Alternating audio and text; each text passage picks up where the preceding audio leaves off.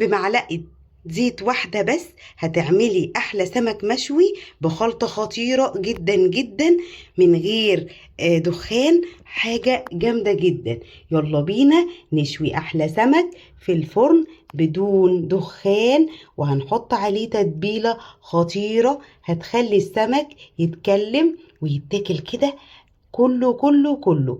هنحطه كده ونزينه بشرايح الليمون، وهنعمل احلى سمك مشوي بتتبيله خطيره جدا. عايزاكم تجربوها بالطريقه دي. يلا بينا نشوف هنعملها ازاي. ما تنسونيش في اللايك والاشتراك وتفعيل الجرس، وربنا يديمكم علينا نعمه وربنا يديمها علينا نعمه. يلا بينا على طول نشوف هنعمله ازاي. يلا بقى على طول نشوف هنعمل وصفتنا الجامدة جدا دي، السمك المشوي الجامد قوي ده اللي من غير دخنة خالص، هنعمله ازاي.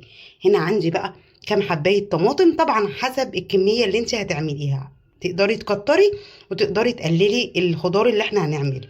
تمام. كام حباية طماطم، قرن فلفل رومي اخضر، قرن اصفر لو في احمر. تمام.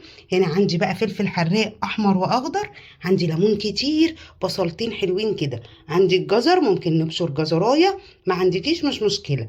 هنا عندي معلقتين كبار خل كده، انا هاخد منهم معلقتين بس. وهنا عندي طبعا الخضره شبت على بقدونس حبه حلوين كده. طبعا غاسلين السمك بتاعنا منضفينه ونقعينه. خلاص غسلنا السمك وعندنا الخضار بتاعنا. يلا بينا بقى على طول هنجيب بولة بالشكل ده، وهنقطع فيها كل الطماطم والفلفل والبصل، ونحط الخضرة، وهقول لكم هنرجع نعمل ايه تاني. هنا قطعت الخضار بتاعي، الطماطم والبصل والفلفل الاحمر والاخضر والاصفر والرومي، وكله مش عايزين حراق بلاش منه خالص. تمام. هنا بقى سبت نص فلفلايه صفرة، على نص رومي، على فلفل حراق، على قرن برضو فلفل ايه احمر، على نص بصلايه كده، على طماطمايه. تمام. عايزاهم وهقول لكم هنعمل بيهم ايه دلوقتي، بس الاول نشوف هنعمل ايه في الخضار اللي احنا قطعناه ده.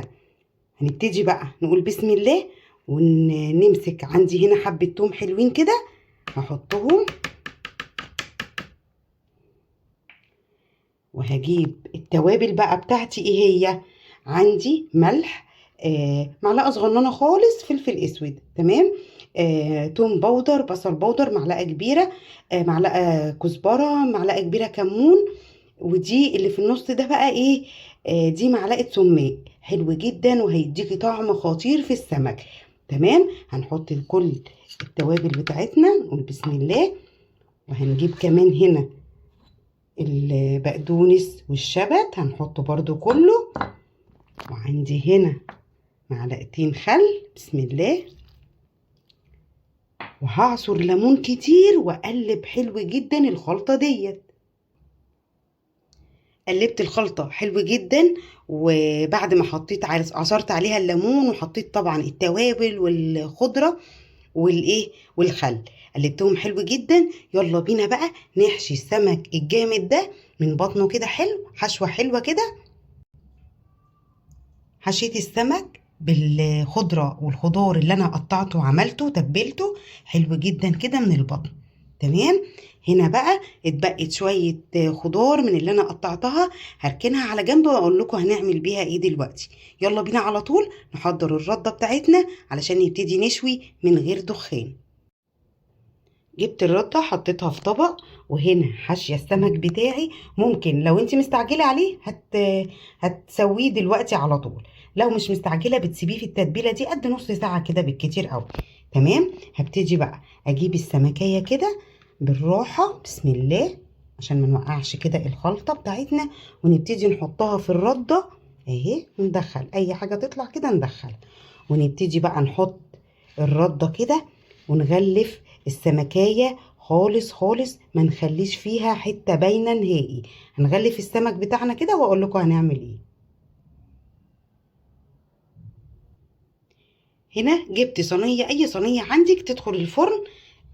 بعد ما غلفت السمك كله بالردة كده. تمام.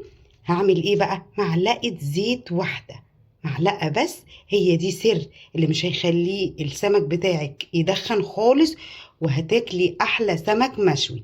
هحط معلقة زيت كده عليه من فوق الوش كده، وادخله على الشواية مش الفرن. هندخله في الفرن ونولع عليه الشواية يستوي من تحت ومن فوق، وهقول لكم هنعمل ايه باقي الوصفة.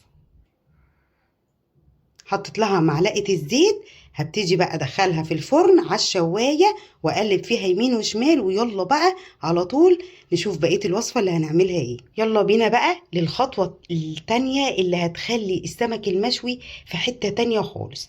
جبت الكبة وهبتدي احط فيها نص قرن الفلفل الرومي الاخضر والاصفر، والفلفل الاحمر الحراق والاخضر الحراق، ونص البصلاية والطماطمايه، طبعا عندي التوم، وهحط برضو خل، وهحط ملح وكمون وبصل بودر وتوم بودر، وهحط برضو معلقة سماق، وهنعصر ليمون كتير. ويلا بينا على طول هنشوف هنعمل ايه. السمك في الفرن تحت الشواية بيتشوي. اول ما يتشوي من فوق هبتدي اقلبه على الناحية التانية لغاية ما يتشوي حلو، ما بياخدش وقت خالص وبيطلع مستوي تمام التمام. تمام. عايزة اقول لكم مفيش دخنة خالص، ريحته خطيرة. هنا بقى عملت التتبيلة اهيت، بصوا زودتها شوية مية بس علشان ايه تبقى جوسي كده معايا، وابتدي استخدمها في الايه في الوصفة. تمام. جبت طبق التقديم وعندي باقي الخضار، هنزله في الطبق بتاع التقديم واحطه واقول لكم هنعمل ايه تاني.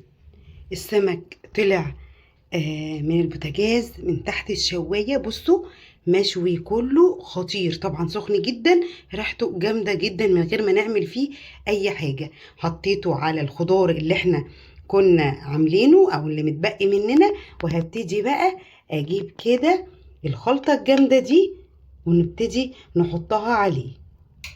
وعندي بقى هنا شرايح ليمون برضو هبتدي ايه ازينها بيه كده. وبكده وصفتنا خلصت، السمك المشوي اللي من غير دخان بتتبيله خطيره جدا، هتعجبكم ان شاء الله. عايزاكم تجربوها بالطريقه دي. حطيت التتبيله عليه وهو من تحتيه الخضار بتاعنا غرقان، وهيبقى طري من جوه ومشوي حلو جدا ومستوي وجامد جدا. عايزاكم تجربوه بالطريقه دي من غير دخان ولا اي حاجه. تنسونيش في اللايك والاشتراك وتفعيل الجرس، وربنا يديمها علينا نعمه. والسلام عليكم ورحمه الله وبركاته.